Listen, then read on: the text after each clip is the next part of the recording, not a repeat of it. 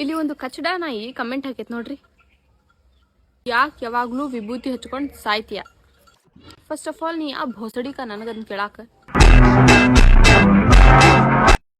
ಹಚ್ಕೊಂಡೆ ನೋಡ್, ಏನ್ ಮಾಡ್ತಿ?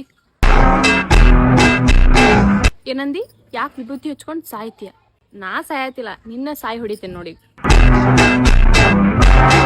ಪಾಪ ಅವನಿಗೆ ಗೊತ್ತಿಲ್ಲ ಅನಿಸ್ತೈತಿ ನಮ್ ಕಡೆ ಸತ್ತಾಗೂ ಇದನ್ನ ಹಚ್ತಾರಂತಂದು.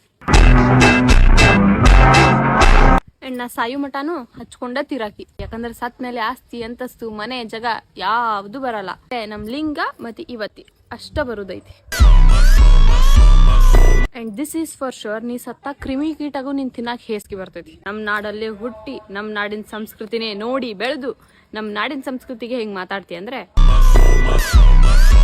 ಬೇರೆ ಬೇರೆ ಸ್ಟೇಟ್ ಅವರು ವಿಡಿಯೋಸ್ ನೋಡಿದಾಗ್ಲೆಲ್ಲ ಇಷ್ಟೊಂದು ಪಾಸಿಟಿವ್ ಎನರ್ಜಿ ಇದೆ, ಗುಡ್ ವೈಬ್ಸ್ ಐತಿ ಅಂತೆಲ್ಲ ಅಪ್ರಿಶಿಯೇಟ್ ಮಾಡೋದ್ರಾಗ, ಇದೇ ನಮ್ ನಾಡಲ್ಲಿ ಹುಟ್ಟಿ ಅದಕ್ಕೆ ಹಿಂಗ ಅಂತೀಯಲ್ಲ, ನಾಚಿಕೆ ಆಗ್ಬೇಕು ನಿಂಗೆ.